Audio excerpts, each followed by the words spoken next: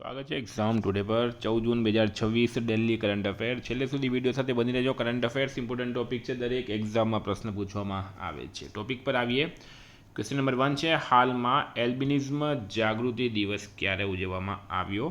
તો મિત્રો દર વર્ષે 13 જૂનના રોજ એલ્બિનિઝમ જાગૃતિ દિવસ મનાવવામાં આવે છે. એલ્બિનિઝમ એક આનુવંશિક સ્થિતિ છે જેમાં શરીરમાં મેલાનિન નામનું રંગદ્રવ્ય ખૂબ ઓછું અથવા બિલકુલ બનતું નથી. તેના કારણે ત્વચા, વાળ અને આંખોનો રંગ ખૂબ ફીકો હોય છે અને દ્રષ્ટિ સંબંધિત સમસ્યાઓ થઈ શકે છે. બરાબર મિત્રો, એ સાથે જ 13 જૂને international community association managers day પણ મનાવાય છે. હાલમાં જસપાલ રાણાનું નિધન થયું છે, તેઓ કોણ હતા? પ્રશ્ન છે, જસપાલ રાણાનું નિધન થયું છે, તેઓ કોણ હતા? તો શૂટિંગ કોચ અને શૂટર હતા જસપાલ રાણા. એશિયન ગેમ્સમાં એ અનેક પદકો જીત્યા, જેમાં ગોલ્ડ મેડલ પણ સમાવેશ છે. કોમનવેલ્થ ગેમ્સમાં ભારત માટે કુલ 15 મેડલો એમણે જીત્યા હતા. ભારતની મહિલા શૂટર મનુ ભાકરના તેઓ કોચ અને માર્ગદર્શક રહ્યા. 2020માં દ્રોણાચાર્ય એવોર્ડથી સન્માનિત થયા હતા. અર્જુન એવોર્ડ 1994 અને પદ્મશ્રી 1997 પ્રાપ્ત હતા. 49 વર્ષની ઉંમરમાં એમને એટેક આવ્યો, એમનું નિધન થયું છે. હાલમાં કયા દેશના ભૂતપૂર્વ રાષ્ટ્રપતિ યુન સુક યોલને 30 વર્ષની જેલની સજા ફટકારવામાં આવી છે? તો દક્ષિણ કોરિયાના પૂર્વ રાષ્ટ્રપતિ છે.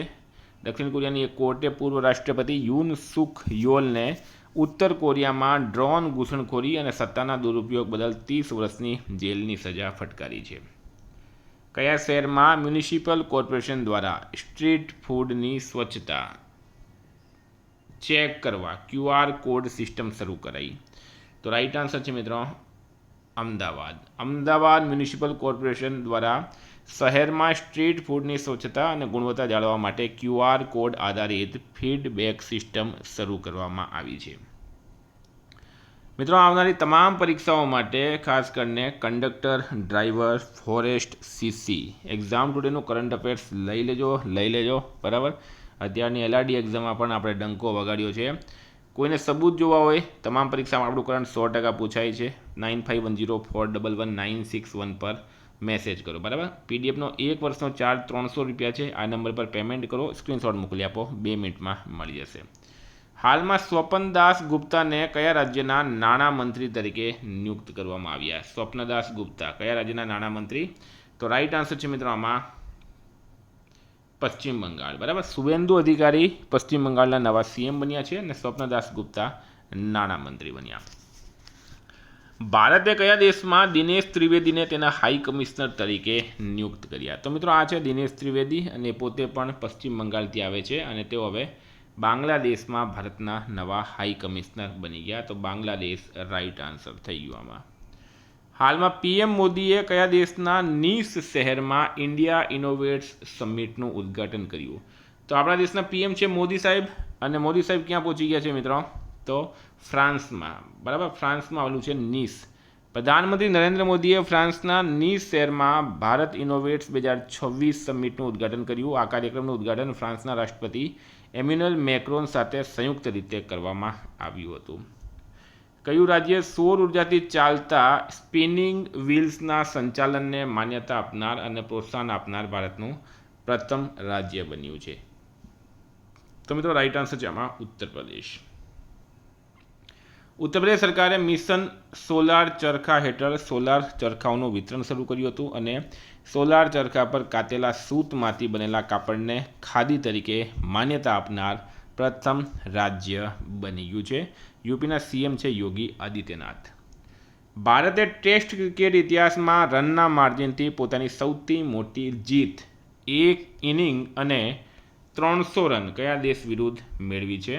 તો રાઈટ આન્સર છે મિત્રો અફઘાનિસ્તાન. મુલાનપુર ખાતે રમાયેલી અફઘાનિસ્તાન સામેની ટેસ્ટ મેચમાં ભારતે ક્રિકેટ ઇતિહાસની સૌથી મોટી જીત નોંધાવી. રેકોર્ડ બ્રેક જીત. ભારતે અફઘાનિસ્તાનને 1 ઇનિંગ અને 300 રનથી હરાવ્યું. રનના માર્જિનથી ટેસ્ટ ઇતિહાસમાં ભારતની અત્યાર સુધીની સૌથી મોટી જીત છે. State of India's digital economy site 2026 report અનુસાર એકંદર ડિજિટલ અર્થતંત્રના રેન્કિંગમાં ભારત કયા સ્થાને છે? તો મિત્રો ભારત છે આમાં 5મા સ્થાને.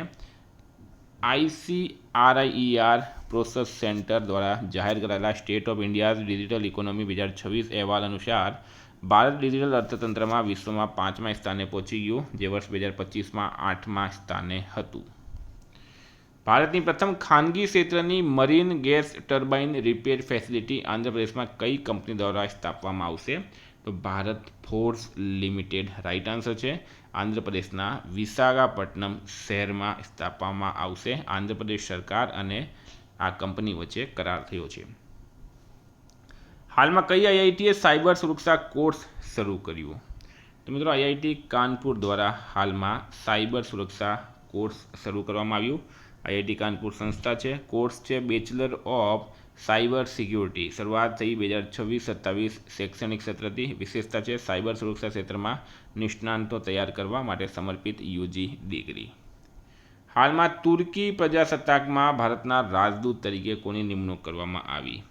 તો રુદ્ર ગૌરવ શ્રેષ્ઠની. બરાબર, તુર્કી પ્રજાસત્તાકમાં ભારતના રાજદૂત તરીકે નિમણૂક કરવામાં આવી છે. 1999 બેચના મિત્રો ઇન્ડિયન ફોરેન સર્વિસના અધિકારી છે તેઓ. 14 છે હાલમાં કયા આઈઆઈટીએ માનવ મગજના સ્ટેમનો વિશ્વનો સૌથી વિગતવાર 3D એટલાસ બહાર પાડ્યો? કયા આઈઆઈટીએ માનવ મગજના સ્ટેમનો વિશ્વનો સૌથી વિગતવાર 3D એટલાસ બહાર પાડ્યો? રાઇટ આન્સર છે મિત્રો આઈઆઈટી મદ્રાસ. નામ છે મિત્રો આ એટલાસને anchor atlas of neurochemical characterization of the human brain stem with 3D reconstruction નામ આપવામાં આવ્યું છે. વિકાસની વાત કરીએ તો આઈઆઈટી મદ્રાસ ખાતે આવેલા સુધા ગોપાલકૃષ્ણન બ્રેઇન સેન્ટર દ્વારા વિકસાવવામાં આવ્યો. વિશેષતાની વાત કરીએ તો ગર્ભાવસ્થા, પૂર્વ અવસ્થા, બાળપણ અને પુખ્તાવસ્થાના તબક્કાઓને આવરી લે છે. હાલમાં કયા દેશના ક્રિકેટર કેન વિલિયમસને આંતરરાષ્ટ્રીય ક્રિકેટમાંથી નિવૃત્તિ લઈ લીધી? તો મિત્રો રાઇટ આન્સર છે આમાં ન્યૂઝીલેન્ડ. બરાબર, ન્યૂઝીલેન્ડના ક્રિકેટર છે કેન વિલિયમસન. આપણે બધા એમને રમતા જોયા છે મિત્રો, ખૂબ જ સારા ક્રિકેટર હતા. દેશના પ્રથમ made in India Airbus C295 military transport એરક્રાફ્ટે ક્યાંથી પહેલી ટેસ્ટ ફ્લાઇટ સફળતાપૂર્વક પૂર્ણ કરી? તો વડોદરા. તમને બધાને ખ્યાલ હશે ભારતમાં પ્રથમ મેડ ઇન ઇન્ડિયા વિમાન ક્યાં બની રહ્યો છે? વડોદરા ખાતે. બરાબર, અને Tata Airbus Tata advance systems limited અને એરબસના વડોદરા સ્થિત યુનિટમાં એને બનાવવામાં આવ્યું છે. તો મિત્રો આ હતા કરંટના પ્રશ્નો. વાત કરીએ રિવિઝનની. તો 13 જૂન 2026 પર આપણે આવી ગયા. બાળ મજૂરી નિષેધ દિવસ 12 જૂને મનાવાય. હાલમાં વોગ આઈવીઆર દ્વારા ભારત માટે તેના નવા બ્રાન્ડ એમ્બેસેડર કૃતિ સેનન અને શાહિદ કપૂર બન્યા છે. 23માં ફિફા વર્લ્ડ કપ 2026નું ઉદ્ઘાટન ક્યાં થયું? મેક્સિકોમાં. ભૂપેન્દ્ર પટેલે પર્યાવરણ દિવસથી એક પેડ માં કે નામ 3.0 રાજ્યવ્યાપી શુભારંભ કરાવ્યો. ગાંધીનગર રાઇટ આન્સર છે. માર્ગ અકસ્માત પીડિતોને મદદ કરવા માટે રાહવીર યોજના માટે સડક મંત્રાલય કોની સાથે ભાગીદારી કરી? રેપિડો. હાલમાં ઇક્ટલારા સેન્ડા ઇકોમિગાટા નામની માછલીની નવી પ્રજાતિ કેરળમાં મળી છે. ગૃહમંત્રી અમિત શાહે હાલમાં વિનિમય નામની લેન્ડ પોર્ટ મેનેજમેન્ટ સિસ્ટમ ક્યાં લોન્ચ કરી? ન્યૂ દિલ્હીમાં. હાલમાં તજની વ્યાપારી ખેતીને પ્રોત્સાહન આપવા માટે 2 દિવસીય આંતરરાષ્ટ્રીય વર્કશોપ ક્યાં શરૂ થયું? ઉત્તરાખંડમાં. ભારતની અંડર 18 પુરુષ હોકી ટીમે કયા દેશને હરાવી એશિયા કપ જીત્યો? જાપાન રાઇટ આન્સર છે. કયા એરપોર્ટ પર પ્રથમ વખત સુખોઈ વિમાન ઉતર્યું? તો ન્યૂ મુંબઈ એરપોર્ટ. 114મું આંતરરાષ્ટ્રીય શ્રમ સંમેલન યોજાયું છે જીનેવા ખાતે. આઈસીસી મહિલા T20 વર્લ્ડ કપ 2026 ઇંગ્લેન્ડ અને વેલ્સ. અને મિત્રો ભારતે પાકિસ્તાનને હરાવી પણ દીધું છે. હાલમાં કેન્દ્ર સરકારે નાગાલેન્ડ અને કયા રાજ્ય સાથે ક્રૂડ ઓઇલ અને કુદરતી ગેસના સંશોધન અને ઉત્પાદન માટે કરાર કર્યો? અસમ. કયું શહેર આંતરરાષ્ટ્રીય મુસાફરી માટે ભારતના ઇઝી કનેક્ટ મોડલ હેઠળ પ્રથમ શહેર બન્યું? વારાણસી. હાલમાં કોને યુએસએમાં 2 પ્રતિષ્ઠિત લશ્કરી પુરસ્કાર મળ્યા? મેજર પ્રભાત મિશ્રા. મિત્રો ગઈકાલે પ્રશ્ન પૂછાયો કયા રાજ્ય સરકારે પ્રોજેક્ટ ગંગા શરૂ કર્યો? યુપી રાઇટ આન્સર હતું.